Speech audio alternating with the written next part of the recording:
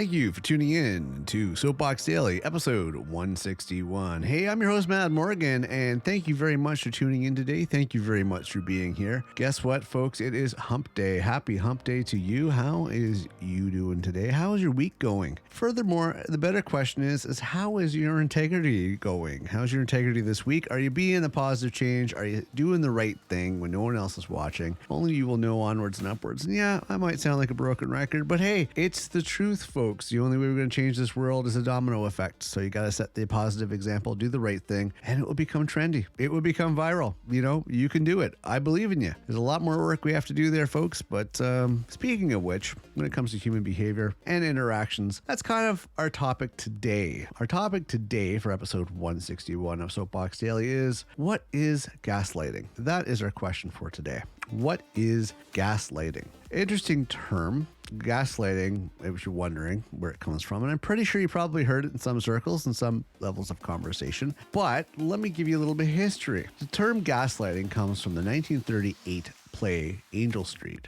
which Alfred Hitchcock later adapted into the film Gaslight, in which a man tries to convince his wife that she is going insane so he can steal from her. When he turns on the lights in the attic to search for her jewelry collection, the gas lights dim downstairs. He tells her it is all in her imagination. Gradually, she begins to question her own memories and perceptions. Gaslighting typically takes place in abusive relationships like this, and is closely associated with other types of emotional and physical abuse. While gaslighting is common in romantic relationships, it can also occur within family, workplaces, and other environments in any social networking. Who knows? It could be a variety of different areas and different types of relationships. Now, typically, when it comes to gaslighting, it's not fun. It's not good. And it's so, in some cases, can be strategically done in such a way that you don't even know what's happening, because it's a very, very gradual thing, gaslighting. People who engage in gaslighting are often habitual and pathological liars and frequently exhibit narcissistic tendencies. It is typical for them to blatantly lie and never back down or change their stories, even when you call them out or provide proof of their deception. They may even say something like,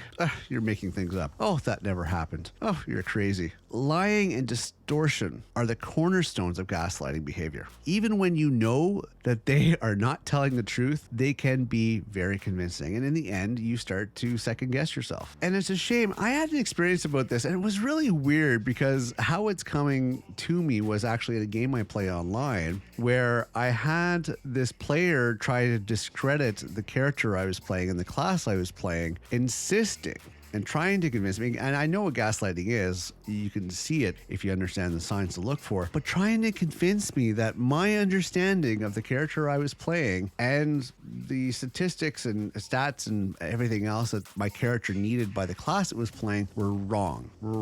Now, for your average player, I can understand that, but I'm very, very vigilant about, and very, very dedicated and very much meticulous about my gaming in this particular game that I play, because I've been playing it for well over a decade. And I've been playing this particular class for well over a decade, so I'm quite familiar inside and out. Recently, though, because of progression, I've been eagerly doing research and comparing numbers and crunching stats and this and that and everything else. So I was very 110% about the fact I knew what I was talking about. But this person, for whatever amusements, very, very toxic amusement, this person was trying for their own amusement to try to convince me that I was wrong. Even though I'd put out facts and resources and everything else, they were relentless. And this was a typical sign of gaslighting. They were trying to convince me, no matter what hard evidence I had, that I was wrong. And ultimately, just try to discredit me as much as possible.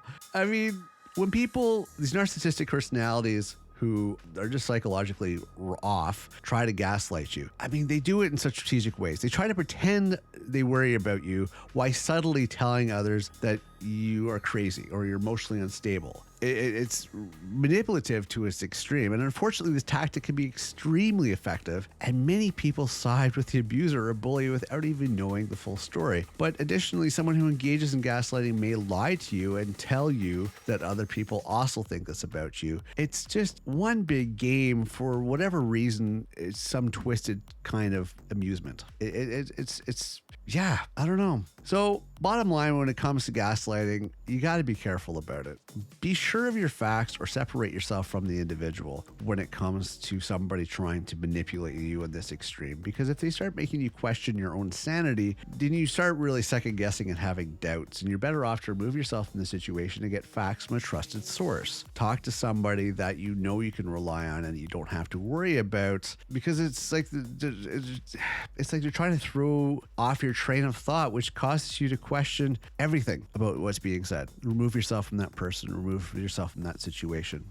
Don't let them minimize you, especially if you are very solid in what you believe in, and go to somewhere where it is safe and you're not going to be manipulated. Don't let somebody manipulate you to question your sanity, because that's what gaslighting is. And I don't know why they do it. I think it's quite twisted for whatever amusement, because they don't get anything out of it other than feeling empowered. But usually it's small-minded individuals that have nothing else in their lives and are very lonely and twisted in their thoughts that frankly try to do this gaslighting. And it's not fun. It's not amusement. It's not anything but devious, toxic behavior, but they don't recognize it as that. Don't be a victim to it. I'm just going to say that.